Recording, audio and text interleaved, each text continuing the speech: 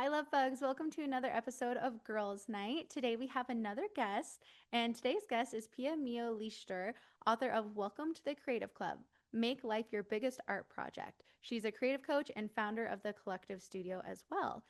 Pia's career has been anything but conventional. She's worked as a journalist in Sri Lanka, produced a documentary in Bahrain, led global campaigns as an award winning creative director, and now helps people and brands reclaim their creative power.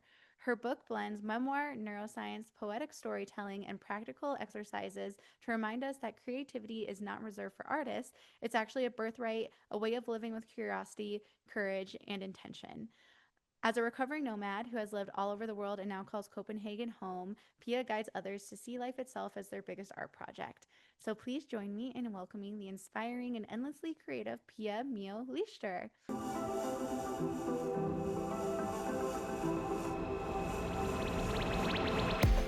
Hi, everyone. Life can get a little crazy, so let's talk about it. If you're ready to dive deeper, talk about what really matters, and feel a little more empowered, then you're in the right place. I'm your host, Carley Doxtator. I'm a life coach, baker, dog mom of two, and you're always there for you, gal pal. And I'm so excited to have you join me. So grab your fuzzy socks, put on your comfy pants, and let's have girls' night.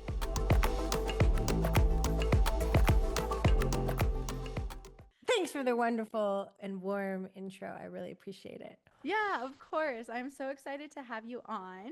So, for everybody who's listening, Pia, why should they be listening to you when it comes to creativity and living their life as an art project? What kind of makes you an expert in this field? Oh, it's a really good question. I actually think people shouldn't be listening to me. In the sense, I think people should listen to themselves. Okay. Like especially when it comes to your creativity. Why I'm hoping I might keep your attention to whoever's listening is because it's really I'm inviting you back to your innate creativity to reclaim what's always been yours. But when it comes to being the expert on creativity and on you yourself, like look no further than the mirror. So I hope people listen to me because they get something out of it and they can feel me in it, and maybe they can sense parallels in my story with their story, and leave a bait with a nugget of inspiration and return home to themselves and to their own creative power. I love that answer because I feel like so often people do look for creativity outside of themselves, when really it's an inherent thing within us that maybe we've just turned off for a little bit. Yeah, absolutely. And I think that's part of creativity. It's really important, in my view, to get in touch with what you really want to create, what you really desire, how you want to do it. That's going to look different from what anyone else is doing and how they're doing it. And that's a creative force. Like, hey, I'm going to do this thing in this way because it feels most resonant to me and it's something that I really want to do. And I think you desire what you desire for a reason. Mhm. So, yeah, Yeah. I think that is the creative path. Like that is like not necessarily looking for someone else to tell you what it is. We can get inspired by other people, and of course, we can learn things from other people. But at the end of the day, it's people who return us home to ourselves in a way that I feel offer something really rewarding. Yeah, absolutely. And I think I feel like sometimes we get caught up in looking outside because we're not sure what we should be doing. But Mhm. I'm of the firm belief that when we start following our heart and when we start following what gives us joy and what makes us happy, that's when everything starts to flow together really, really beautifully. So this other person's purpose might be completely different than your purpose, and that's okay. Oh, absolutely. And I share the same sentiment as you do. So that's when things started to shift for me in my life, when I stopped sort of repeating old patterns or looking for other people to tell me what the answers are to find my way, and instead say, okay, let me roll up my sleeves and figure out what my way might look like. And that is the creative way, if you ask me. That's when I really started to reconnect to my own inherent creativity. Right. And I think you have, on that topic, you have lived a very creative life or a very interesting life as well. You've traveled so many places, you've had so many different experiences. So, can you kind of touch on how those different experiences and all those different worldviews that you were exposed to help to enhance and support your creativity a little bit? Sure. Well, while I was doing research for the book, I was really curious about what fuels and feeds our creativity, because I also wanted to debunk the myth that, alcohol and drugs are the fuel, like, and pain. Like, yes, those things can play a part, but that's not creative fuel. Actually, the research was really interesting, debunked that myth, saying that often we see parallels or patterns between a lot of artists who have addiction issues, but it's not because that fuels their creativity, it's because it numbs their sensitivity. Oh. And that a lot of artists are more sensitive, they feel more, and that can be difficult to cope with and manage and be with life when we feel everything so deeply. And so that was more of the correlation, and I felt that was really like, wow, oh, because yes, there we can see patterns, but it's not because it fuels creativity, it's because it numbs our sensitivity. And I was like, how fascinating. um so what was I saying? Question. I went, yes, that's what it was. Went off tangent.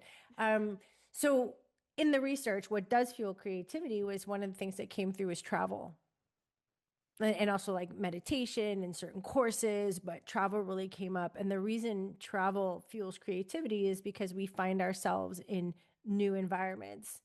So we're in new situations, new challenges, and all of new cultures. And there's so much that we get to solve differently. We get confronted with different things, and yeah, different experiences, different people, and we get to be creative about how we approach all of it. Like, okay, I can't read what's on the subway map, so I'm gonna figure something else out. And that's also creativity. Creativity is novel, unique, unexpected, and sometimes delightful ways of solving everyday challenges. And we have so many new everyday challenges when we're in different environments. So I thought that was really interesting. And we don't need to travel far to do that. We can just take a different route home, or just kind of break from things we know, do things for the first time again. That always gets tinged with a bit of fear because we've never done it. But that can also be a very creative act or ways of strengthening our creativity. So, all of that said, I think that that has fueled my own creative journey throughout my life, because I've moved so often and found myself in so many different situations and cultures, and people and characters all around me, that I had a chance to really flex those muscles. Also, solving everyday challenges and how I wanted to be in creative response with life. So I feel that shaped me in that way, and it was beautiful to make those connections as I was doing research for the book. Like, Mhm. oh, Yeah, and you did mostly solo travel, correct? oh, through my life? No, I've lived in many different countries. My mom just like loved do-overs. I don't know what it was. She's like, okay, we're done here. New adventure. I went to seven or eight different elementary schools and high schools. So I've Wow. been moving around my whole life. And I continued that pattern as an adult because it's what I knew. So it was just like, okay, this is what we do. So then I ended up moving from New York City to Sri Lanka, and then back to New York City, and then to Bahrain, and then to France, and then to London, and now Copenhagen. So it's kind of, it was just sort of knee jerk in a way. It was just routine. Like, this is what we do because it was how I grew up.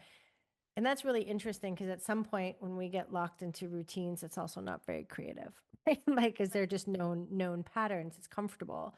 And it took me getting divorced and walking into my therapist's office, wonderful, wonderful woman. And I was like, okay, well, maybe it's time for, Paris. It's just, maybe I should just move to Paris as a job opportunity. I've always wanted to live in Paris. Da, da, da, da. And she just kind of paused and looked at me and said, yeah, you could do that. You could keep moving every year, every 2 years, whatever, for the rest of your life. Or you could learn how to stay and develop a deeper relationship with yourself, with a place, and with people. And it was a really powerful kind of moment where I was able to see that I had a choice. That was a gift that she gave me. Like, hey, I don't, whoa, I also get to choose that. Like, I get to choose to do it differently. And that was well over 15 years ago. And so I could say, yes, I've learned how to stay. That was the new adventure for me, at least. So it was interesting because even though it might look like, oh, all this travel, so creative, underneath it, it was also what I knew. Right. The real sort of next creative path, meaning doing something new and different and discovering new parts of myself and people and places and a place, was the staying. Right. It's interesting how that works. It is. I'm so glad you brought that up too, because so many people look at something like travel like that as something that's really brave. And to be fair, it is something that's really brave because you're going and experiencing new things. But to your point, that's something that was actually very familiar to you. So to your subconscious brain, to your body, that's actually something that felt safer than staying because it was familiar. And that's, I mean, we talk about that all the time here, how safety in our subconscious is really just familiarity, even if it's not necessarily quote unquote safe for us. So it's so interesting that you bring it up, how you staying is actually something was the new creative path for you. And I think that just shows so much too how differently all of our brains work and how differently our paths are laid out for us. Because as you said, you always have a choice to change the direction that you're going. Once you realize that you have a choice, once you realize that you've kind of been in pattern or in this kind of safe, known space. And I think that's the beauty of not taking other people's directions or stories at face value, right? And saying, like, oh, look, she's an expert, she's traveled. It's like, no, actually, if you pull the cover, like, underneath, if you look underneath, it's like, oh, that was the known path. How Right. interesting. But just looking at it from the outside, it could look like this rebellious creative path. And yeah, of course, there was some of that fused into it. But so I just think it's important not to take things at face value, other people's stories and other people's successes, struggles, challenges, all of that, because yeah, we never know. Right. Right. And we're always biased, right? In any advice that you're receiving from somebody, they're biased by their own experiences and their own thoughts and their own patterns, as you're saying. So even when they have the best of intentions, maybe their advice isn't actually what's best for you. So it's always best to check in with yourself to see, like, hey, does this actually feel good for me? Like, is this something that I actually want to do? Or do I actually want to approach this in a different way? That's so beautiful. And it's the work of our lifetime. And that's, to me, what you're pointing to is trust. Mm-hmm.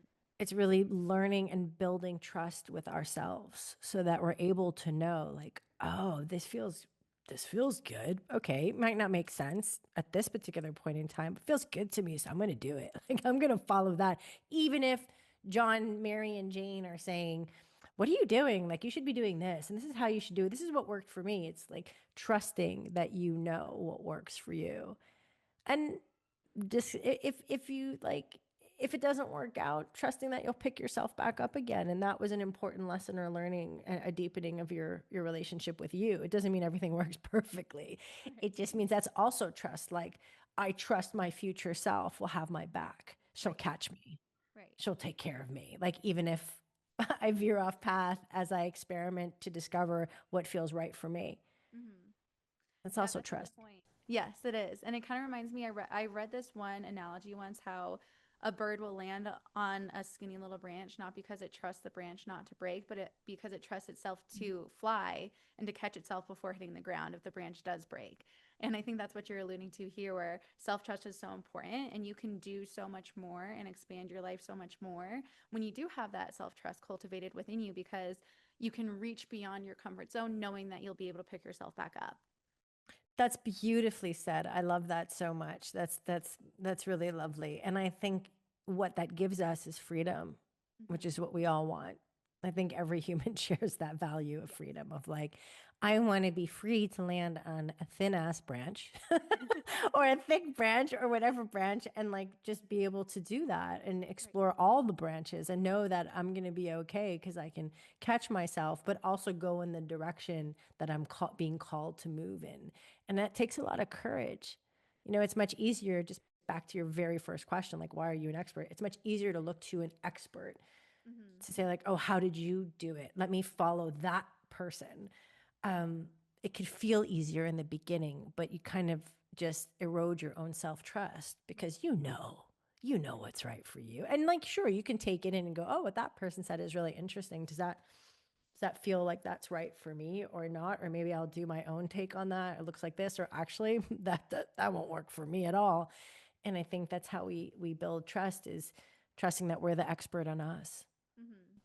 Yeah, that's a good point because I mean, I've fallen into that trap before too, where I got a bunch of advice on this one particular situation and I did what everybody was telling me to do. And for me, even though within myself it felt like it was the wrong path for me, at least at that time, it was something that I wasn't quite ready to do yet, I think at that time. So that actually caused me more pain in the long run because obviously these people weren't trying to cause that. They were trying to better a situation, but because I went against my own better judgment, um, that's kind of what prolonged the pain because then you kind of kick yourself where you're like, I knew better. Like I knew I shouldn't have done that, but I did it anyways.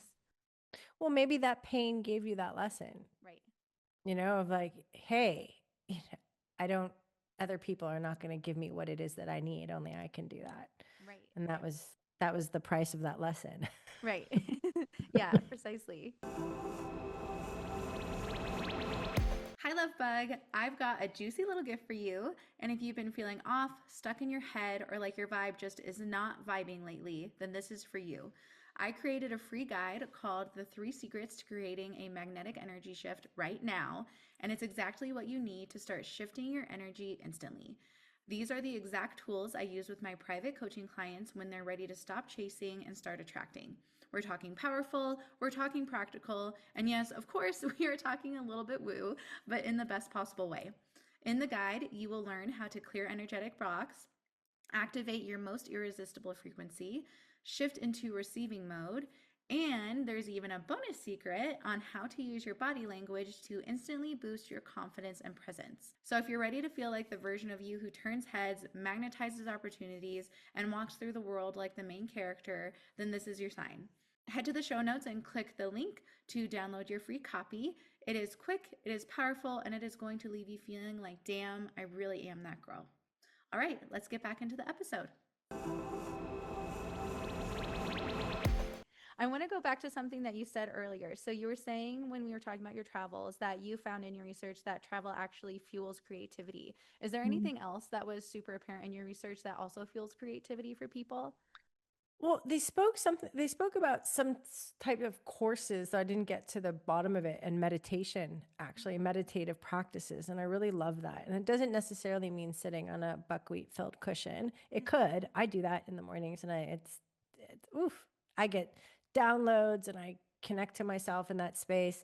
But everyone is different, back to that. So discovering, how do you create sort of these meditative spaces, if we want to call them that, where you can reconnect with yourself throughout any given day?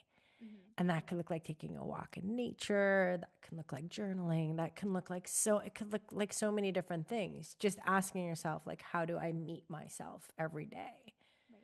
and create space? And I think when we create space, slow it down, ideas emerge, Mm-hmm. start to, dots start to connect. And that's also connected to how our brain functions and our default mode network, which is fascinating. Like the network that comes online when we're daydreaming or we're mind wandering, or we're even like sort of in and out of this like sleepy state, or we're taking a shower. Like it's the network that comes online when the thinking we're doing when we're not really thinking about anything in Right. particular. And I think sort of this unconscious juice, unconscious soup where dots start to connect. And I think, often in our society, we don't, especially in Western society, give ourselves enough room to do those things. And they're so just as valuable for our creativity than our, control mode network, which is like the analysis and when we're actively trying to solve something or create something. And so I think that I'm extrapolating and adding a little bit of my own flavor, but that was what I took away from that research. Yeah. I mean, that's such a beautiful way to put it because one, on your point that meditation doesn't have to just be sitting there with your hands up, cross-legged. I think some people misinterpret that. The way that I look at it, which I think you described it beautifully, is it's just the activities that help your brain stop thinking. So for my brother, he feels that when he's working out. For me, Yeah. I feel that lots of times when I'm baking, because I love to bake like cakes, like when I'm decorating a cake, or when I'm walking my dogs outside and it's just us early in the morning and things are kind of quiet and it's just the birds chirping and because the world is still asleep, right? It's those moments where you're able to, as you said, slow down to let those other thoughts come up. And speaking from my personal experience, I have had some of my best ideas, some of my best solutions come to me in those moments. And it feels really random once it starts happening to you. But I think it's actually divine in a way because you are giving yourself the space to remove yourself and to slow down and actually allow those thoughts and those solutions to come in rather than just trying to sit there and think your way out of something. Absolutely. Neuroscience research points underscores that as well. Like I remember there was a quote by a neuroscientist in my book, or something along the lines of, why do us humans keep getting surprised that we have like these eureka moments in the shower, or they just kind of seem to come up out of nowhere, where this is a signal of this is how our brains also function. And this is just what it is to be human. So we have to kind of create these spaces in between. And I love the example, your brother's example of working out. I also, ideas pop up to me, usually meditation when I'm moving my body, because when I'm moving my body, I'm not really in my head. I'm in my body. I'm thinking, I'm not thinking. I'm just kind of moving. And actually, I've started keeping a little notebook right next, and I'm like, oh, let me just like write that Right. down. And the same, that's why I really like when I create space for it to journal after I meditate, because sometimes there are things that percolate or come through. I have like this running inside joke with myself that while I was meditating today, I thought of, because technically you're not, I, and I Yeah. don't think this is true, but a lot of people say you're not supposed to think. It's like meditation can be whatever you want it to be. Right. For me, it's many things. It depends on where my mind is that day. And I kind of just allow. The brain is function is to think. That's what it will do. So we don't have to judge it. It's just like, oh, let's not follow the thoughts. Like have them just kind of pop up and like clouds that just kind of pass by without running after them. And I feel like that feels right to me. But those clouds, those idea clouds that pop up, Yeah. usually if I journal afterwards, I get a chance to kind of explore, capture them, which is fun for me. And same with movement. So I guess the invitation is to experiment, Mm-hmm. right? Like for people to experiment and see like how might you meet yourself every day and create the space to do that, and what would that look like, and what would feel good for you, what would feel like joyful or fun or calming or whatever the adjective that feels good, Yeah. and then do that for a week and see what happens. Mm-hmm. See what happens with your creativity, see what happens with your ideas, like just see what comes up when you create the space. Right. Well, and on that point too, I feel like at least in America, I haven't really traveled that much outside of America, so I can't really speak on the cultures outside of here. But at least in America, there is such that hustle culture of go, go, go. Everybody is doing so one thing after the other, after the next, to just try to get forward and to try to keep doing better. And there is something to be said to strive for better, right? I'm a big supporter of that. But there's also something to be said where you need to create the space to just be and to just be human. And I think so many people experience burnout because they're not giving themselves those little pockets of space to do that, to just be Mm, themselves, to just hang because they're so focused on what to do next to getting to the next goalpost. And I think to your point, allowing yourself those little pockets, whether it's 5 minutes, whether you can fit in an hour, I think that's so essential to your mental health and to your creativity. absolutely. And it's interesting. I mean, I'm gonna say words. I've never the expression "better self" never resonated with me, because it also feels like a rejection of current self. like there's nothing wrong with wanting to have more in our lives, because I think growth is a natural part of being human. But having more doesn't mean we're not, wanting more doesn't mean we're not enough as we are right now. And that Right. feels really important to me. Like, what if we could hold both? Like, Mm-hmm. look at me now. Like, Mm-hmm. I am like fully, I'm great. I'm enough. I'm fully myself in this moment. And I'm really curious about the next version of me Yeah. that, and who I'm becoming. But it's holding both so it doesn't become scarcity. So it Right. doesn't become, well, I have to be my best self because this self isn't enough. Like, this is no good. Like, I need more. Like, same with like wanting more. without appreciating what's already here, then we get into a scarcity loop. Like, so when I start to feel myself like, because we have goals, we have dreams, we're ambitious, and that's wonderful. It's like, oh, I want this. I make sure to go like, and I'm grateful for all that I have right now and all that's on its way. It's like both. And that's where the better self kind of pokes me or irks me a little bit, because I feel there can be an element of scarcity, like not enoughness, as we are right now in this moment. I love that you brought that up, claps, because that's something that I've thought of too, where when you're constantly saying that there's a better self of you out there and you're trying to get to it, it makes it feel so much harder to get to it. And it is kind of, I mean, disrespecting is a strong word, but disrespecting your current self in a way, because you're saying, like, I'm not good enough, like you just said. And that's something that creates so much friction. And when you think about it, all of the past versions of yourself are part of who you are today. They're the building blocks for who you became today, and the person that you are today is going to be one of the building blocks for who you become in the future too. So, and all the building blocks are important, right? So, it's very important to appreciate who you are and where you're at right now at the same time that you're working towards that, right? Absolutely. And as I discovered writing the book, like when we learn to love or like deeply or start to fall in love with who we are right now, we can really integrate and forgive and call in all the past versions of ourselves that brought us here. Mm-hmm. And maybe some of those, at least for me, there are times like some of those past versions I was like, really, girl? like, and there was like a desire to like curate and not include like those versions. And writing the book and having to share stories of how I lost and found my creative power, which the losing part were really vulnerable stories. Without, unbeknownst to me, it was kind of like a integration process, a calling home and being like, hey, no, thank you. You brought me here. And that was part of our experience on this strange planet. And you did the best you could with the tools that you had at the time, with the consciousness level you were at the time. And I think that is incredibly healing and also empowering. And that's what this version of ourselves is also doing for our future version of ourselves. Do you know what I mean? Like we're all part of that tapestry. And so embracing all of it is really our own love story. Yeah. And I think that's a really big part of healing too, is not to fix anything about yourself necessarily, but it's to really come home to yourself and to accept those pieces of yourself so that you can be in a state where you're aligned with who you were meant to be.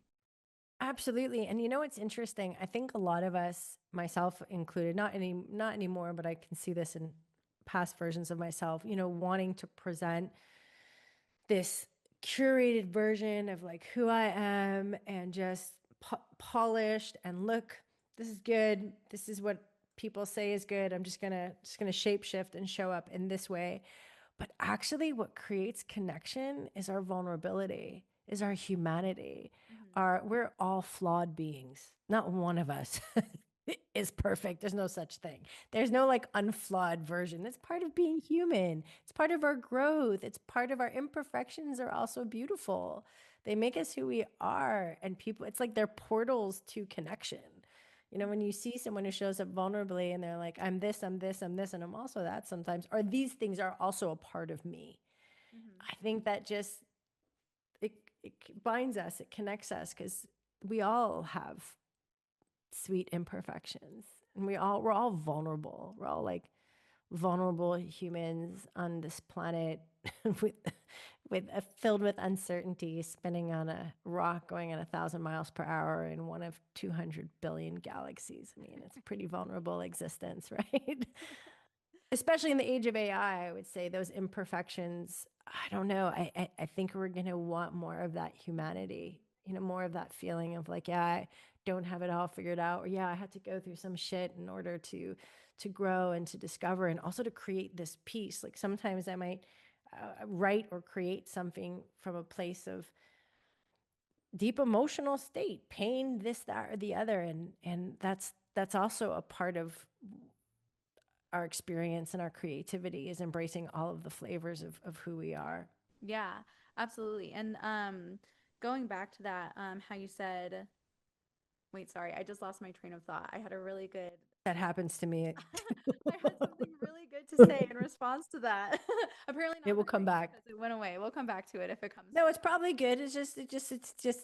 It will come back when you need it. Right. Okay. I'll ask a question instead since I lost my train of thought on that.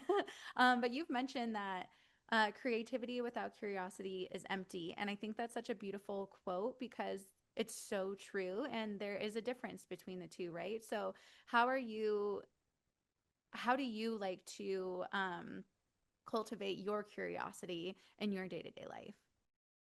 Oh, that's a beautiful question.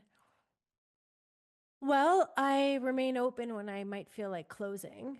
I catch myself, and I remain in a curious state with people. Even, let's say, my husband, if he does something that might rub me the wrong way, instead of getting judgmental in my head, like, what is, it's more like, okay, let me get curious instead.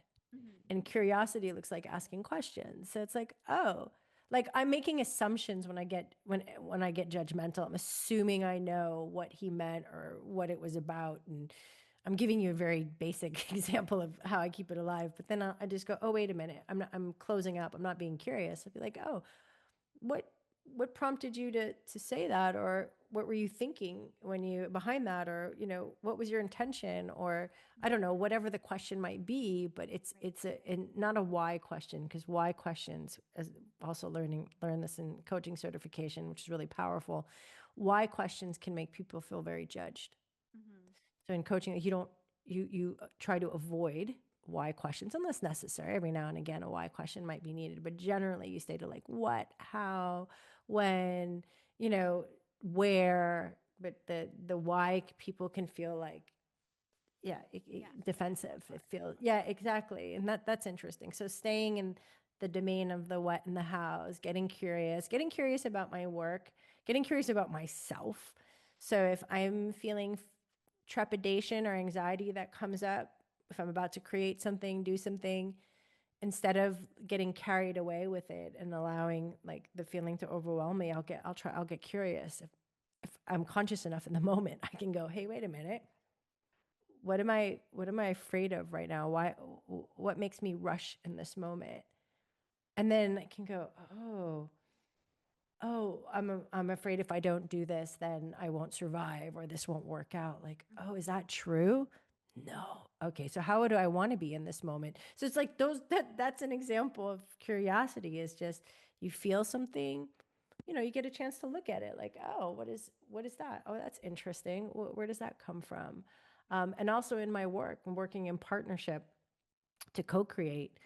It's being really, really curious about ideas and not shutting stuff down and letting the ego and judgment, leaving them at the door, and not thinking I know better and not thinking the other person knows better. And it's like trust. And that curiosity creates, once again, trust, and definitely fuels creativity. 100%. I think they're besties. They go hand in hand. You need curiosity for creativity. And I think curiosity is also is a wonderful remover of judgment. Curiosity and judgment are like oil and water. They can't be in the same room. It's just not, it doesn't have, it's not possible. So if we when I catch myself moving into a judgment zone, which is like closing to me, it's like a Mm-hmm. Mm-hmm. closing, Yeah. the curiosity will just open me back up again and That's remove judgment. That's a beautiful way to put that. And you're right. When I feel myself getting judgy, which sometimes it's human nature to like judge Yeah. things, right? Yeah. But it does feel like you're closing, right? It feels like you're putting up like this wall. And when you do, I love that you said that curiosity is as simple as asking more questions because that's something that's really easy that you can do, especially in the concept of a relationship, how you were saying about it with your husband. Like I think that's the part that a lot of people get wrong is that they just jump to a conclusion that might be completely wrong and it probably was opposite of the intention that the person had. And that's something that I've practiced with myself too, where when I feel myself getting in this frenzied state or this anxious state or trying to get things done like now, I've started to learn to just pause and take a breath and be like, okay, what happens if I don't get this done Yep. today? Or is this something that could actually be done tomorrow? Or what is the priority of what I absolutely need to get done today and what can hold off for tomorrow? Just asking questions like that, it's like an instant relief, one, on that pressure and that anxiety you're feeling, but also it gets more curious with yourself, um, and helps you learn more about yourself and about what's important to you and what you need to get done. Exactly. And I think one of the most powerful questions to ask oneself, especially in moments of heightened emotion, is what do I need?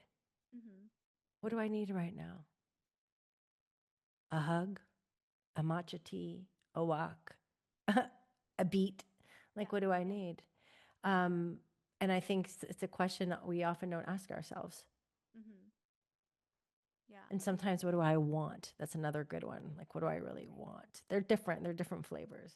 Right. Right. I love that. What do I need and what do I want?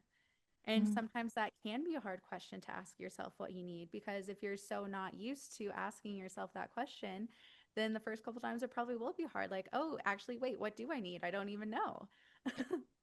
Well, sometimes I don't know in a moment, especially if I'm with another. If like again back to my partner, if we're in a situation and I'm like, oh, and if I say what do I need, I probably won't know, but I know I need a beat. I know I need a break. I know I need a moment. I need to Right. um, just space to find out what I do want or what I do need. So sometimes it's okay not to have the answer. Asking the question is the most powerful part. Right. I love that. So in the book, you've already mentioned it a couple different times, but you're combining a couple different things. So including neuroscience, which I love. I love a mix of science and like ethereal or spiritual. So you're combining neuroscience, you're combining personal stories and practical exercises for everybody who's listening. What are your favorite mindset shifts or little exercises that they can do themselves to kind of help foster that within themselves? Let's say they're a beginner, they really think that they don't have any creativity at all, they don't have a creative bone in their body. What can that beginner start doing to start becoming more creative themselves? Well, the first one, which is also why I bring up and include and weave neuroscience into the book, is what stops most of us from being creative is the belief that I'm not creative. Like, I'm not creative. I hear this so often. Like, I can't even draw a stick figure, as if creativity is solely relegated to the arts. Right. It's not. Creativity is in virtually every single domain. Creativity is what enabled our survival as a species. Our ability to tell stories, unite groups of larger than 150 people. We're creating from the moment we wake up to the moment our head hits the pillow at night. We just might not be consciously creating. Right. So the first thing I would invite people to reflect on and get curious about is, if oh well, I'm not creative. Okay, is that your belief? Where did that come from? And why does it exist? Because beliefs, or what I call scripts, usually exist for a reason. Right. Usually they try to protect us in some way. At least limiting beliefs can also do that. There's a function. And so embracing your innate creativity and saying, I am of course I'm creative. I'm a creative badass. I'm look at me. I'm creating stuff all the time. Is the fear of the what stops us from embracing that is the fear of rejection or ridicule or criticism. Like, whoa, if I'm actually creative and I start to create that business, that recipe, whatever it is, right? That piece of art could be anything, then and share it with the world. Ooh, well then I'm quite vulnerable. So maybe it's safer for me just to say that I'm not. Mm-hmm. And there's no judgment in this. It's Right. more just a curiosity of like, well, what stops you from being creative? Mm-hmm. That's what I would like invite people to reflect on. What's stopping me? What's stopping you? Is it a belief? Is it an idea? Is it yours? Is it inherited? Is creativity scary? Because it could be scary for a lot of people.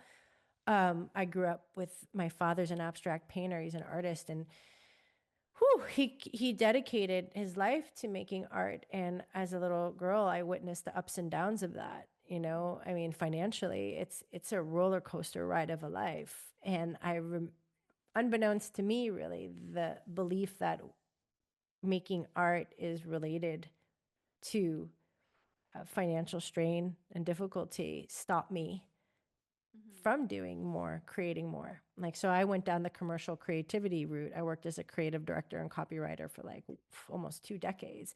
And it took, actually, it took my mother's passing suddenly in 2021 to really give me a shot of courage, Right. um, to leap and build my own, channel my creativity into building my own damn dream, my own business, my own brand, my own, yeah, what might happen in this space? I don't know. Anything is possible. That's really frightening. And it's also really exciting. And then in that space that I created for myself a year and a half later, the opportunity to write a book came up. Mm-hmm. Right? And I don't think that ever would have happened unless I took that first big risk. Right. For this is for myself. I do, there is, creativity is connected to risk. Right. We have to build our capacity to both be in uncertainty and be able to stomach a certain amount of risk, Right. or at least build our capacity to take more risks in the name of something we really want to create. Right. And the only way to start doing that is by practicing. Take a small risk. You do this for your creativity, for the thing you really want to create. And then you see how that goes. And then you keep building trust with yourself, creating evidence that, yeah, you can take a risk for doing something that you really love. Hey, even if someone criticizes it, so what? Look at me. I did Mm-hmm. something I really wanted to do and I shared it with the world, hoping to make an impact. I mean, the world needs so much more of that. Right. It's not even funny. So I'm going off tangent to your question, but I guess um, now I lost my train of thought. That's okay. So, so yes, I'm back again. What stops us from being creative? So oh yeah, that was the point. So when I got the call to write the book, I realized that I had that limiting belief in the background that, well, if I choose to actually channel my creativity into doing something that wasn't necessarily commercial, because it can be, but you don't usually write a book to make a huge killing.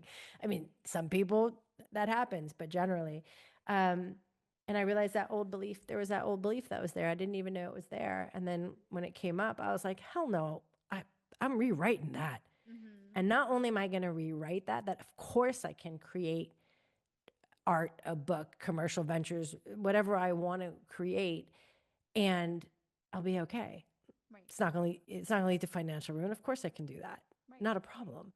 And then I create evidence for my that belief by actually doing it, Mm-hmm. because it's not enough just to think it. Right. It's like I have to prove to myself that I believe it, right? And that felt incredibly liberating. And it opened up all these new doors. Like I just launched a spoken word album with the poems from the book, working with a musician and producer. It's like, I feel like this whole new world is opening up and I wouldn't have it any other way. But it started with me taking risks, jumping, following the thing that was really calling me, getting help from my mom's passing, because her passing was like, hey, this is a limited series, honey. This can end at any point in time and you don't know when. So you Mm-hmm. might as well live your life. Right. So, but after that the next risk wasn't so big. So I went on with through my story because I don't know, it felt kind of important. It felt connected to beliefs.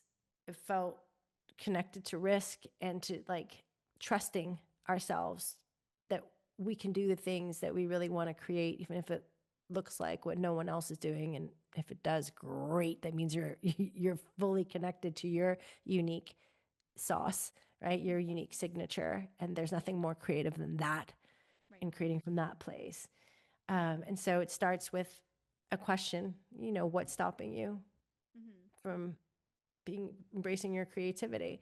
And it could be the very definition of creativity as well. Well, I'm not an artist. Well, you don't have to be. That's Right. the creativity is much larger than that. Right. You creating anything. Actually, what is more creative than designing your one experience of life? Right. And that's knowing what beliefs are running in the background. Mm-hmm. What's fueling you? Mm-hmm. What would you rather fuel you? Yeah, that kind of leads back to your whole point of your book is that life is your biggest art project, right? Because there's all these different Exactly. moving parts and pieces, and it's going to be completely unique from anybody else's life. It's a completely unique work of art. And two other points on what you were saying. One, the tortured artist kind of stereotype. let's just erase that. Let's follow Pia's lead and erase that out of our memories, because you do not need to be a tortured artist. You do not need to be a broke artist in order to be creative. That is not true. And then also, I love that you said, um, where did this belief come from? Because you're going back to the root, because sometimes it is something so minor or for some from so long ago that's really running the show about why you believe that today. Your example was great because you witnessed it yourself about those financial ups and downs. So of course that's going to integrate, but you get to choose differently. Another thing that comes to mind about that is like, maybe you were a kid and you like drew a painting for your mom or your dad, and you expected them to put it on the fridge, but maybe they never put it on the fridge. So then you ingrain this belief in yourself that, oh, it wasn't good enough, like I'm not creative, I'm not going to do it again. But at the end of the day, like maybe they put it somewhere else, maybe they like put it in their wallet so that they could have it with them when they were out, or whatever it is, but your brain latched on to that one memory, and now it's running the whole show, right? And you're just thinking your whole life that you're not creative, but you were really creative and you are still really creative. Absolutely.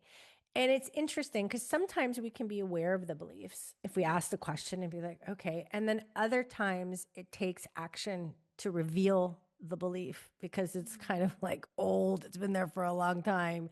It's Mhm. mixing in with the decor. Like we can't see it anymore. But when we start to take action and we get curious about, oh, what's this? What's this trepidation or what's this feeling, and say, where does that come from? What do I believe is true about this situation that's stopping me from creating something? Mhm. And yeah, sometimes the reveal comes after the action. Right. Sometimes we can see it right away and sometimes we can't. So just do the thing. And the other thing you mentioned was interesting, and I know this wasn't the angle you were going for, but putting too much emphasis on the result Mhm. also blocks our creativity. Yes. And then we forget that the joy is also just in the making it. So Mhm. let's say you're baking, and you're decorating the cake and something happens, it doesn't rise or it doesn't work out the same way. I mean, you still had a blast making the whole thing and it can still taste good, and maybe you get creative and cut it up in little pieces and I don't know, Right. put in a different arrangement or something, and you're like, this is gonna work, instead of getting like, oh, look at me, I failed, the cake didn't rise, this is just, it was such a waste of time. It's like, that's a different mentality. So it's kind of really being open, playful, and enjoying just the process of making things. Mhm. And yes, we're human and it's nice to have validation. It's nice to be seen. We all need to be seen and want to be understood. But to separate the outcome, the desired outcome, from also just the process and joy of making something Yes. is an important way to unleash our creativity. Like when I sit down to write, sometimes the inner critic comes in too early and she's like, what are you thinking with that sentence? And I'm just like, hey, ho, ho, ho, ho. What are you doing here? You're no, this is not, you're not welcome at this stage. You can come back later when I'm evaluating the piece, but right now, this is a no critic zone. Whatever I can make can be shit. That's Mhm. fine. It doesn't matter. What matters is that I'm showing up to the page, Mhm. whatever your page looks like, right? That's just my version. And that's what matters, that you showed up and Right. you tried and you saw what came out. And even if it didn't work out the way you thought it would, if you stay open and you trust it, you're like, oh, but that's cool because there's an idea in there. I think I'm going to take that and turn it into something else. Like, and that's, again, being a little detached from the outcome. And I think that's really, really important to anyone who's listening after they get past the first belief of like, hell yeah, I'm creative. I'm going to Yeah. make this thing. And then it's like, hey, and you just get to have fun making it. And you can detach from the outcome and just enjoy and then get curious once again for whatever emerges from that space Yes. and enjoy it and do it again and run a series of experiments, Mhm. you know? And I love the word experiment because experiments are meant to fail. Mhm. It's the whole point. And well, not the whole point, but it's one of the big points of Right. experiments. It's like if it fails, then you get data, you get insights of like, oh, okay, that didn't work because I needed to do this, or oh, because I really actually didn't like that medium, I didn't even know, or whatever. It's a data gathering, and so to have the mindset of like, I'm experimenting, I'm playing, I think it welcomes everything and anything Mm-hmm. because it's all just data. Right. Yeah, and one of my favorite things to do too when you're experimenting like that, or if you're finding yourself in a spot where you are so focused on the outcome, so you're kind of frozen in place because you don't want to mess it up and you don't want it to be a failure, like you said. One of my favorite things to do is I'll take like drawing for an example. Just sit down, draw, and then throw it away. Like the end result is going to be you throwing it away anyway, so you might as well just sit down and do it. Mm. And I feel like that's something that is so freeing because it's like, well, it's just going to be thrown away. Like it doesn't matter. And the more you do that, the more you get comfortable with, in this example, drawing just for drawing, you know? That's a great practice. Reminds me of the mandalas, the sand mandalas Oh, that yeah, Tibetan yeah. monks did that yeah, so they make these really intricate, beautiful mandalas or mandalas, no mandalas, doesn't matter. Mm-hmm. And then after they just kind of rake it away. Mm-hmm.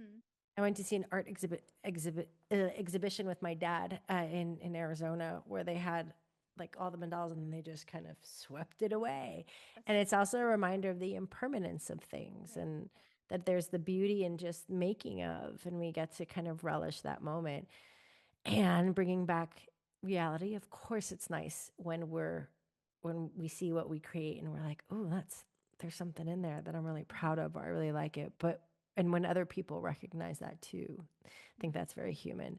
But we can be really proud of ourselves just for showing up. I mean, Mm-hmm. that's what I focus on, showing up. Right. That's it. That helps me so much. I'm just gonna show up, whether it's 10 minutes, an hour. Usually, if I say I'm gonna write for an hour, it gets extended, or I'm able to create more than I think I would. Like, Right. and sometimes if I don't have an hour, I'll be like, well, okay, 10 minutes, and then maybe there's an idea that comes through. But it doesn't matter what I create or how much time I spent. I just showed up every day. Right. Right. And I love the mandalas that you brought up because that's kind of a really good metaphor for how life is an art project too. Because as you said, the mandalas are impermanent, but every time that you're making a mandala, let's say the mandala is your whole life at the end of your life, eventually it gets wiped away and then there's a blank slate. But that's why it's so important to use all that you can to create that beautiful mandala in the way that you want it to look and the way you want it to be created for your life. And I do believe that you will inspire people when you're creating from that Mm-hmm. place of, look, this is a beautiful process. I'm enjoying myself. And look, we all get to do this Mm-hmm. no matter what happens, no matter that it's going to get wiped away at some point, Mm-hmm. that we all share that as well, that we can just inspire one another and show up Right. vulnerably and share our work and get into the arena to hopefully create an impact in the lives of others. And I think Mm-hmm. that does. I still remember that mandala, even though it's no longer exists. It's still in my memory, and it was beautiful, Yeah. and that impacted me in some way, and that's enough. If it impacts one person, even if that person is just you, like that's enough, you know, It that's enough, is. like you just It said. is. All right. So I know that we're coming up on the end of our time. So I have one more question so I want to talk about the book a little bit more. But what is your favorite part of the book? Or maybe what was your favorite part of the process of writing the book? Oh, my favorite part. Well, I'm really glad that I showed myself that I have that I'm able to commit to writing a Mhm. book, like, because it felt like such a daunting task. Right. And it was a reminder that creativity is collaboration. Hmm. Like we are in constant co-creation with life and with other people. I mean, straight out the bat, when we enter the world, we inherit so many people's ideas who came before us. Like we are in constant co-creation. So it was such a beautiful reminder that I didn't have to do it alone. I had this limiting idea that, oh, a writer has a cabin in the woods smoking a pipe and just figuring it out on its own, on their own, like prolific, and then it's done. And that's just a story. Right. Writers, we work with editors and people give us feedback and are able to mirror. And I mean, it's a beautiful co-creation. So that was really a lovely reminder, and that also features in the book. So maybe that was one of my favorite parts of writing the book, was getting a chance to just co-create and have a creative midwife on the other side who is able to reflect make my work stronger, reflect parts of myself back at me that I needed to see in order to show up even more fully for the story and for the reader. So I think that's what, more than a particular chapter, I think that's what really stayed with me. I love that. Thank you for sharing that. All right. And that's another good prompt Go for ahead. someone. Sorry, that's another good prompt. If ever you're feeling creatively stuck, a reminder that you don't have to figure it out on your own. Like Mm-hmm. grab somebody, True. just like anyone. Let's say, hey, I've been thinking, I have this idea. I'm not looking for advice, but Right. I'm looking for like any ideas that come back, what comes up for you, like feedback, or like, and then like, what's your take? Or, I don't need it to be fixed. I'm just Mm-hmm. looking for, like, I just want to explore with someone Mm-hmm. and then see what happens.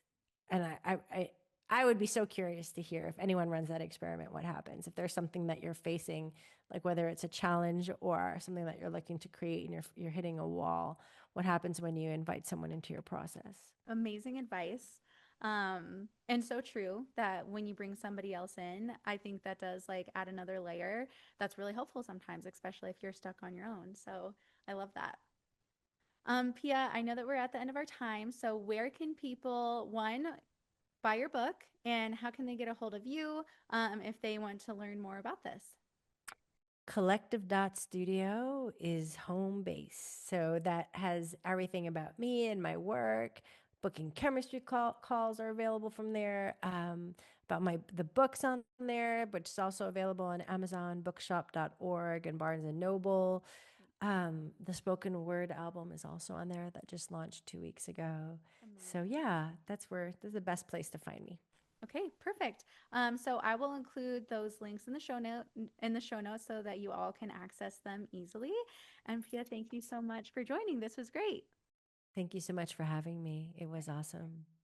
Bye, everyone. See you next week.